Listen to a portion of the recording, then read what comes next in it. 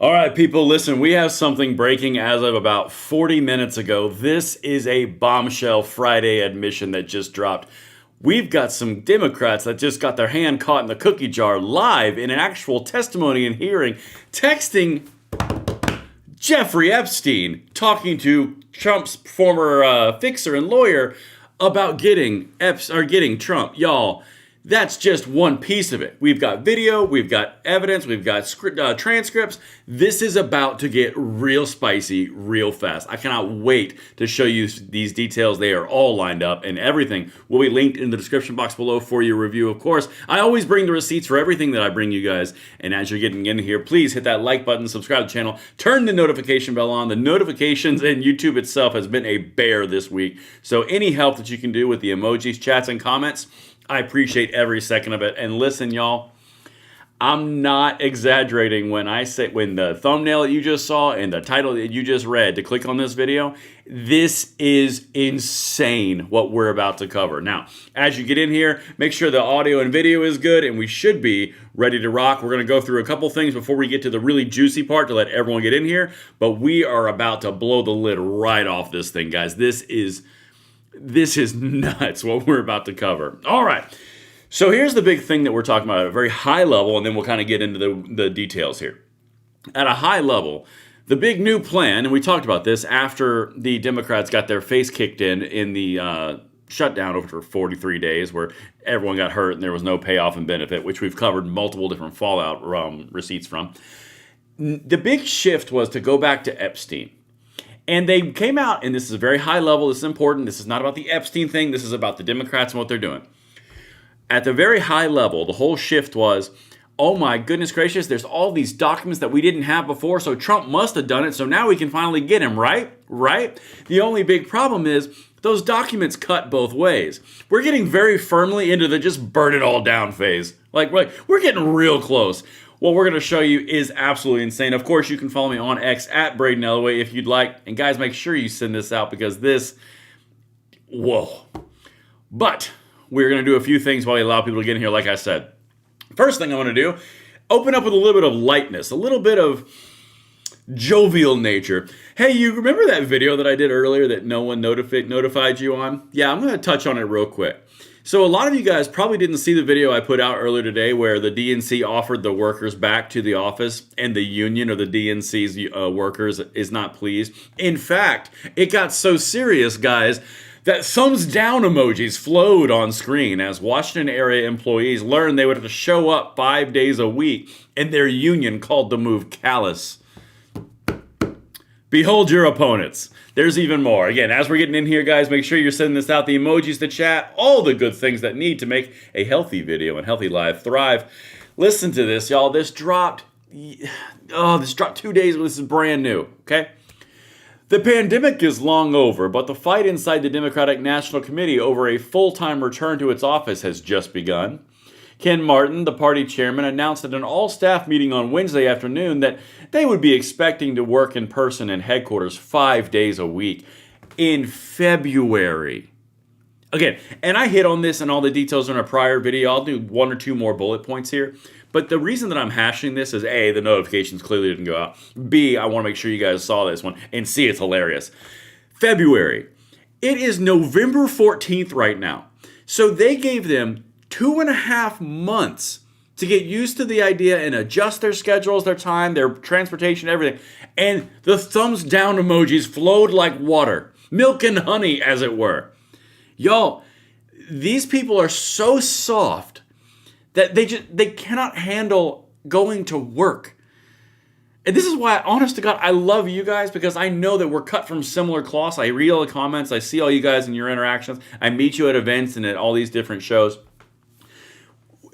You guys work your fingers to the bone. You put your nose down and grind. You feel like everything's against you, and yet somehow you prevail, and you're still happy because you live in the greatest country on the planet, and you guys are grinding to make a better life for yourselves and the people that come after you. And I respect the hell out of you for it. And meanwhile, the people over here on the left are uber pissed that they have to go to work for 5 days a week. Yeah. God, you can't make this stuff up. Let's get back. I want to show you 1 or 2 more things. The complaints began almost immediately, they said, both in the room and on Zoom, so you know it was serious. where his comments were streamed to those working remotely. People who participated in the call described a flurry of thumbs down emojis and other online expressions of discontent. Man, they were so mad they were dropping thumbs down emojis. God, I wish I could be joking.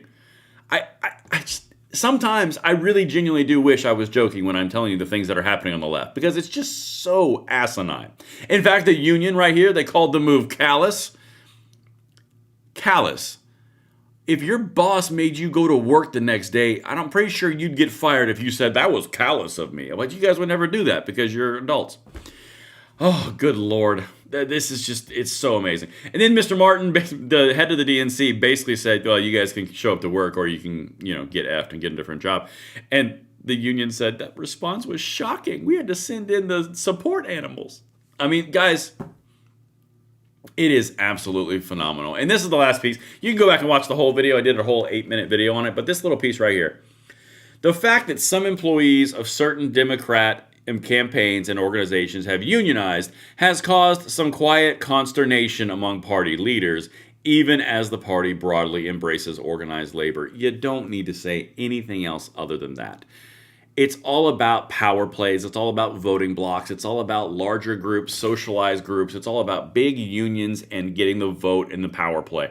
It's not about the ideals behind workers' rights and all that, because if it was, they wouldn't be, quote, consternation amongst party leaders in the DNC that their workers are unionized. There would be joy and elation. Good Lord. Anyway, let's just keep on having fun. I was going to show you this clip to kind of warm us up a little bit more before we get to the really fun stuff. But I don't think I'm going to. I think we hit it. Let's just dive right in, shall we? Y'all, this is the moment we came for. Oh, goodness. All right. This part is wild to me. And again, we're just kind of going through a few setup phases, because remember, all this happened, and then all of a sudden, magically, Epstein was back in the talking points. This is a Democrat, and there's another Democrat as well, who is letting their emotions come out and say that we're going to shut down the government again in December or in January. Because it works so well. Listen to this. They cannot learn. They have TDS, and it has taken over their brains. Listen to this. So no, I'm furious with the senators who decided to bail on us. There may be another opportunity in January when this CR expires, but I'm not sure this experience has stiffened their spine. They should worry more about the people they represent than the Republican Speaker or the White House. So they're just going to do it again. Maybe there's another opportunity in January. Are you guys ready for shutdown 2026 version? God almighty. We got 3 more years of this. Oh, God. Okay, let's keep on going. I have kept you guys long enough. I've kept you in suspense. The moment of which I have brought you here with the title and the thumbnails and the setting of the table. This is the moment. So if you guys are going to share this out, this would be the fine time. Emojis, chats, comments as we go through this, because we're about to have some fun. All right, you have been warned. We're about to have a party. Listen to this. I'm just going to do it. You guys deserve this. It's Friday night. Whoops-a-toodles.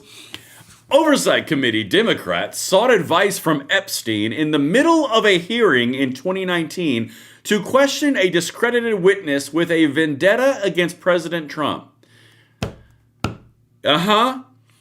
During the actual Oversight Committee hearing, when she was interviewing Cohen, the guy who was lambasting Trump, she was texting Epstein about questions and details to ask the guy to incriminate Trump. You cannot make this stuff up. Okay, maybe I'm crazy. Maybe I'm insane. Maybe I can't read. Nope, I did more research. Look, this is the Washington Post article, and they actually superimposed the text, the timestamps, and the actual footage. I'm going to show you that in a second. Talk about a backfire of epic proportions. This is uncomfortable. All right. Epstein texted with House Democrat during Cohen hearing. Documents show. Newly released. I swear to God, you're not in the Twilight Zone. This is really happening. It's all linked and sourced. Newly released documents from the convicted sex offender's estate include text messages from him that appear to influence the lawmaker's questions to Trump personal attorney at a 2019 congressional hearing.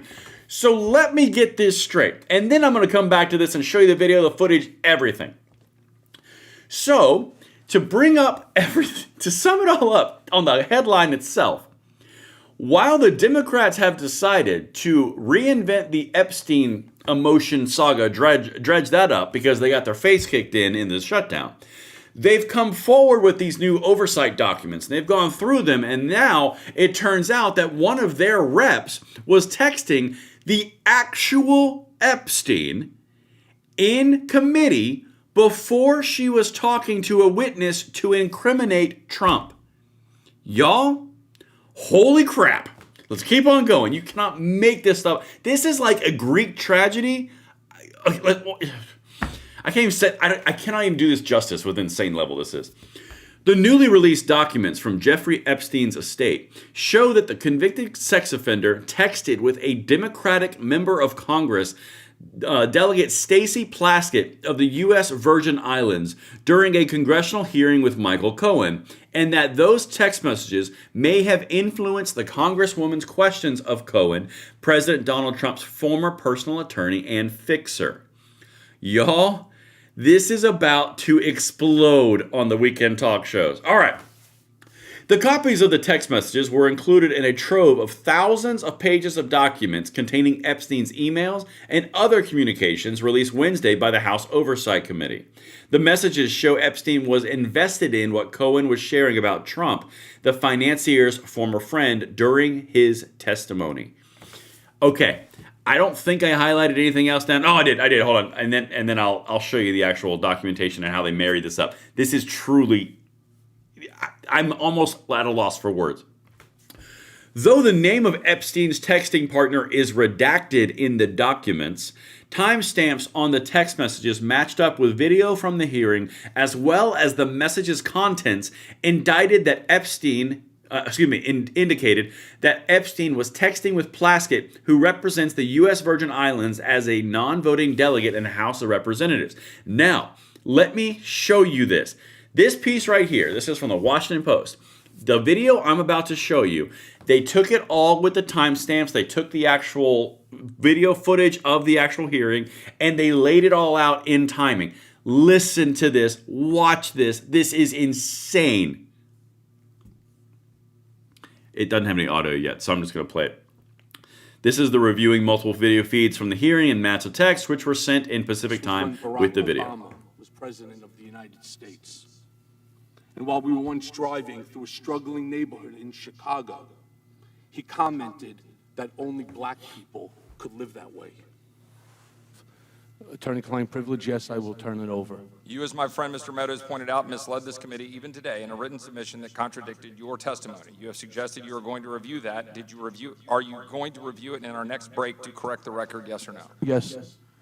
Question, you helped out the president's campaign. Quick, or I'm up were next. Is that involved an in the acronym? campaign as a representative, as a spokesman, even in your words today. That's your his idea assistant of the from campaign Jeffrey dating Epstein. Back to 2011. Is that accurate, yes or Wait no? for it. Yes.